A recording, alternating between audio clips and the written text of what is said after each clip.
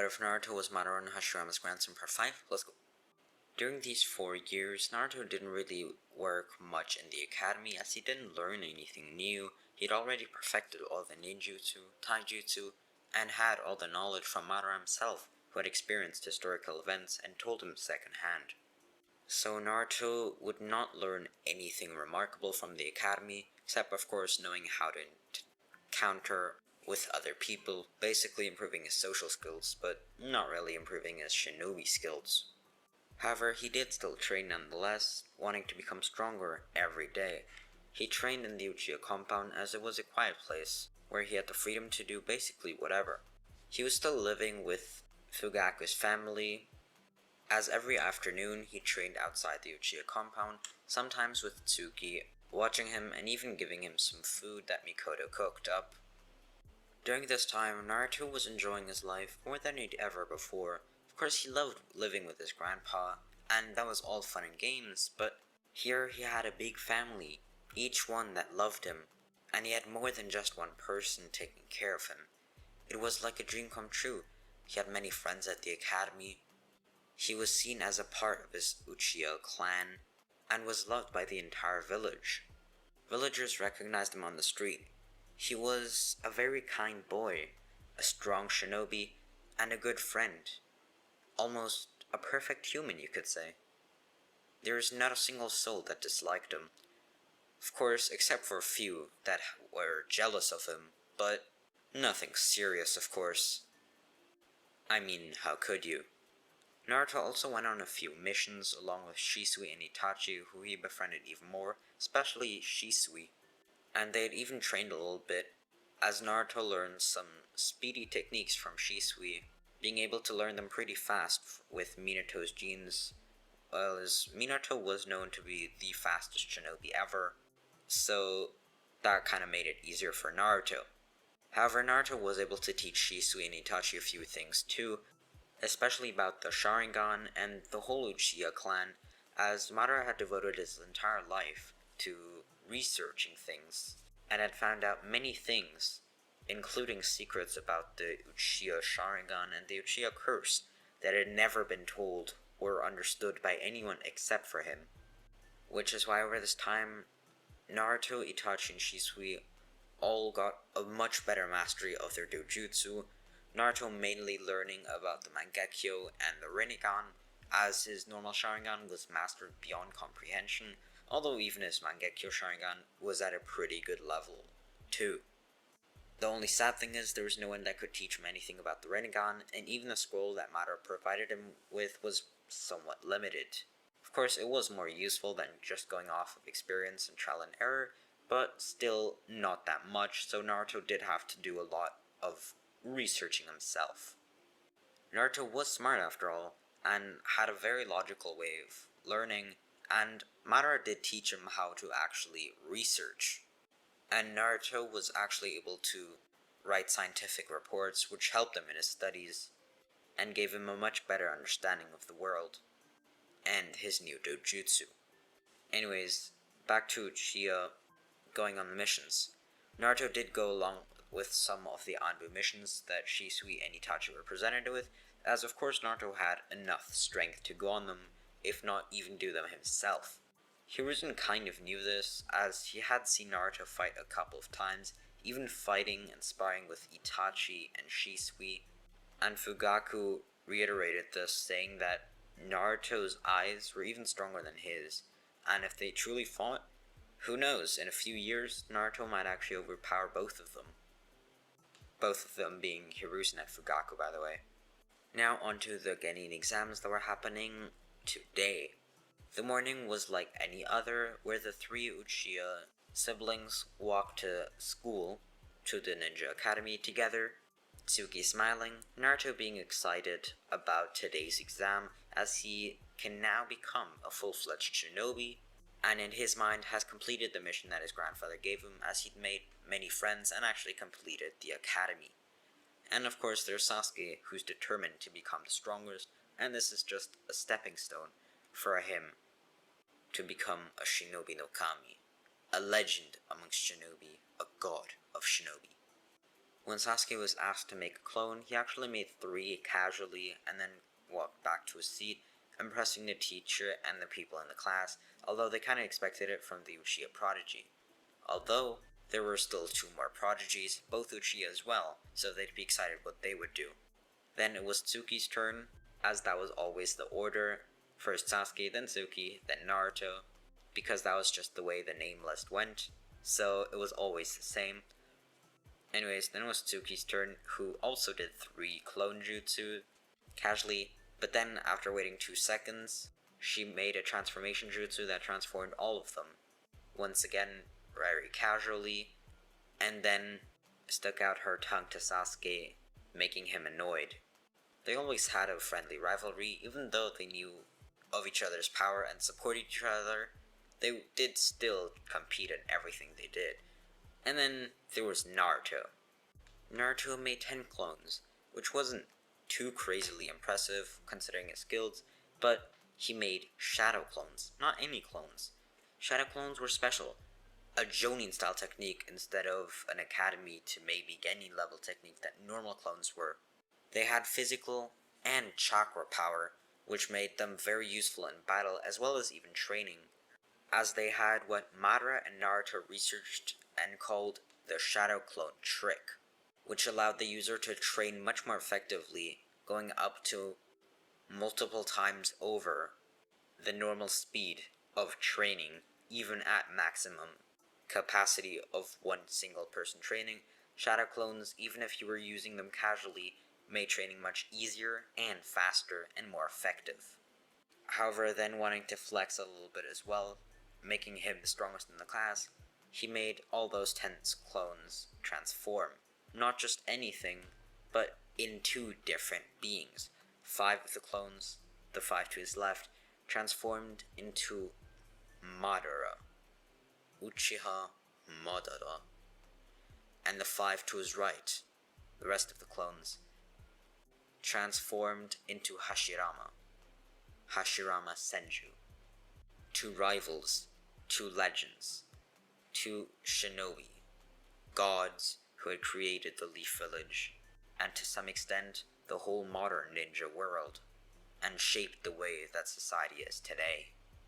With both of their blood and chakra flowing through Naruto's veins. To some extent, it represents not just the history of the world, but Naruto's heritage and history as well, especially Madara, who was the sole reason that Naruto was there in this current moment.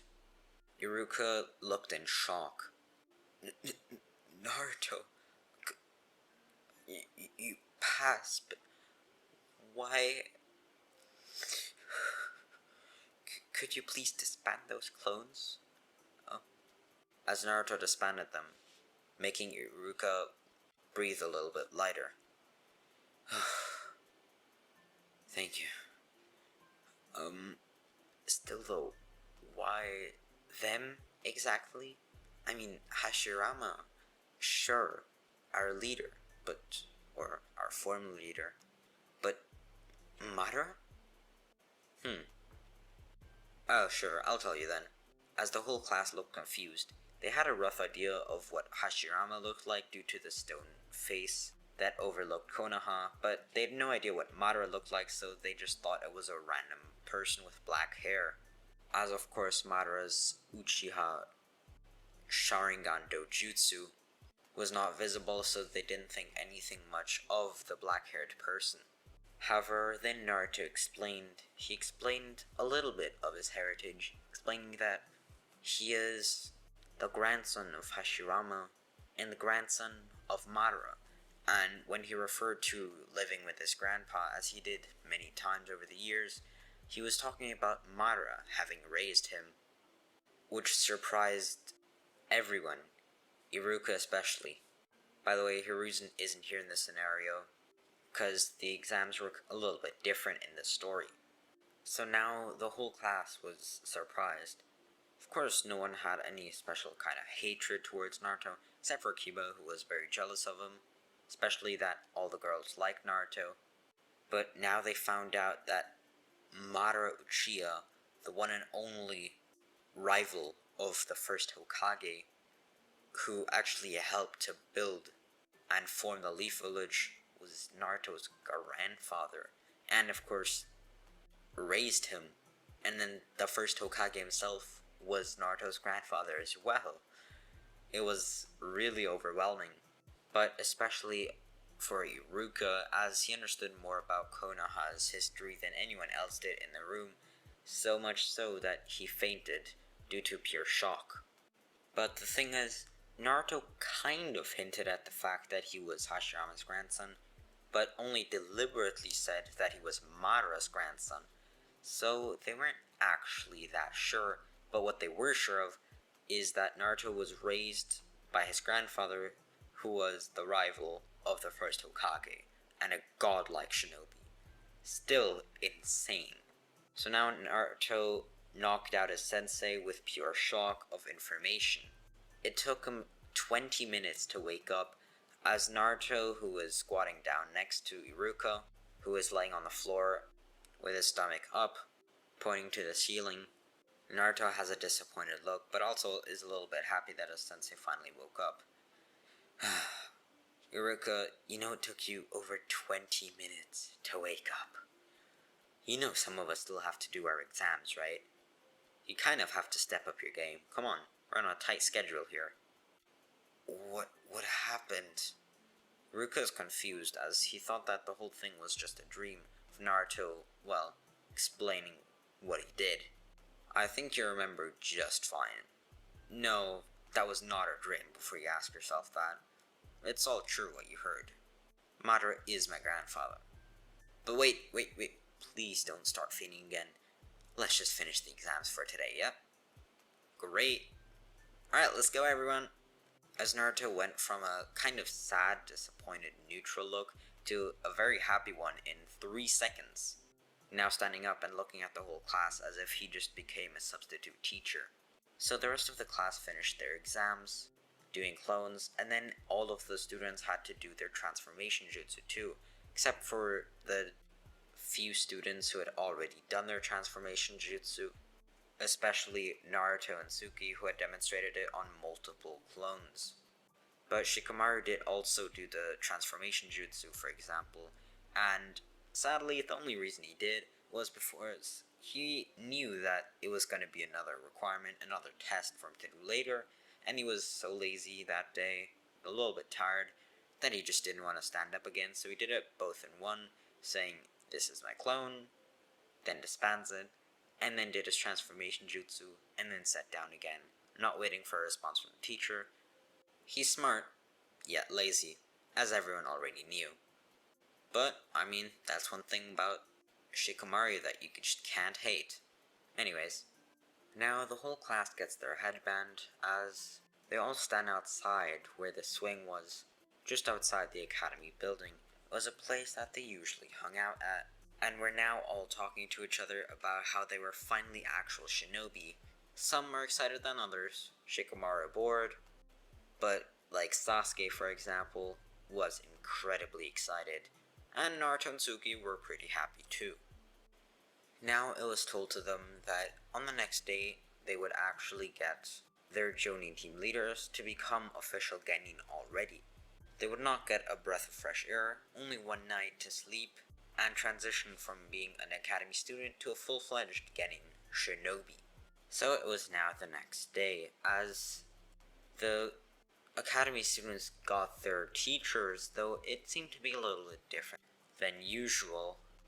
Whilst having the normal 3 Genin with 1 Jonin teams, they also had what they called groups, which were 2 Genin teams paired in 1 group. So if there ever was a harder mission that one team couldn't do, the other would assist. Or the whole group would just go on 1 mission if it was a harder mission. So anyways, Naruto, along with, who would have guessed, his 2 siblings, became Team 7. This was under the lead of Kakashi Hatake, who coincidentally was Minato, Naruto's father's student, now teaching Naruto. Kind of a coincidence, if you ask me. But of course, as we all know him, Kakashi was late. The latest. The last. First, came Kurenai and Asuma together, and then they waited. And they waited. And they waited. And they waited a little bit more.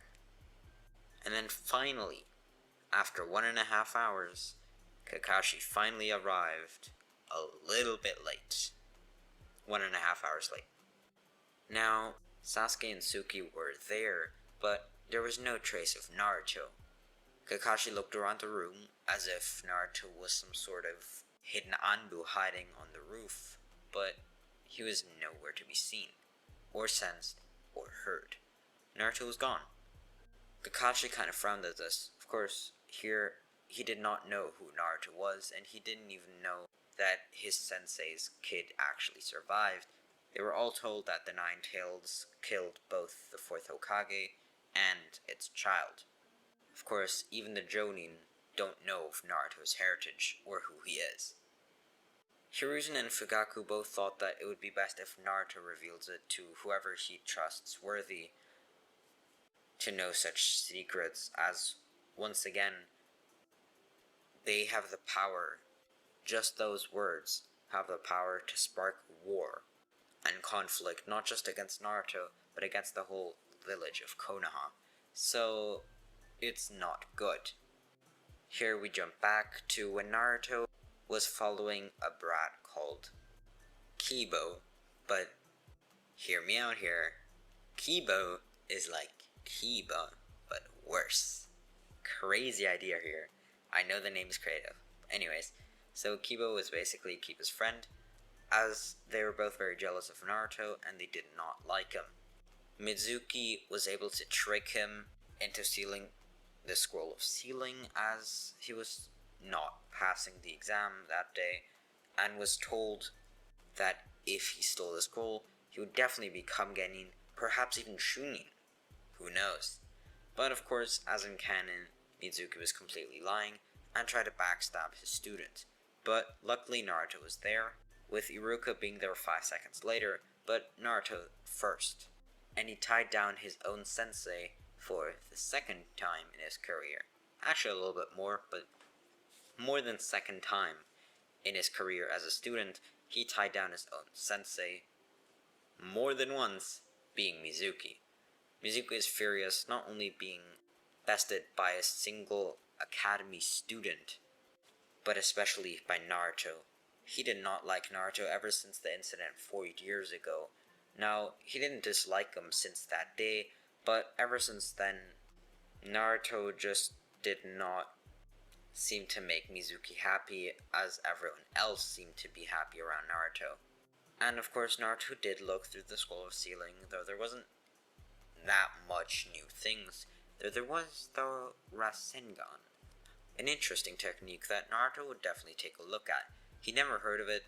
Well, he had heard of it, but he'd never heard of it, how to do it before. So he was gonna try it, and with the Shadow Clones, if he quote-unquote tried it, well, there was some techniques that he tried for 1 day, and then he mastered them after a week.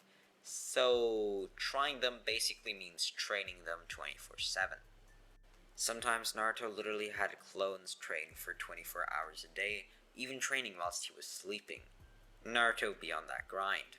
Anyways, then, cutting back to the present, Kakashi told Sasuke and Suki to go back to the roof, or rather, to get to the roof, for them to introduce each other and start their lives as Genin, not expecting the third team member, who he didn't actually know who it was yet, to arrive. But once they were there, they saw Naruto sleeping on one of the steps, with a certain book on his chest. It was half opened, and Kakashi only needed a glance to know what the book was. And I think you guys can piece it together. It was one of the Uchiha Paradise series. Kakashi was surprised when Suki told him that that was going to be their last teammate, and that was in fact Naruto. Then they would do their normal introductions. But that's going to be it for today's video. I want you to make sure to like, subscribe, and I'll see you in the next one. Peace!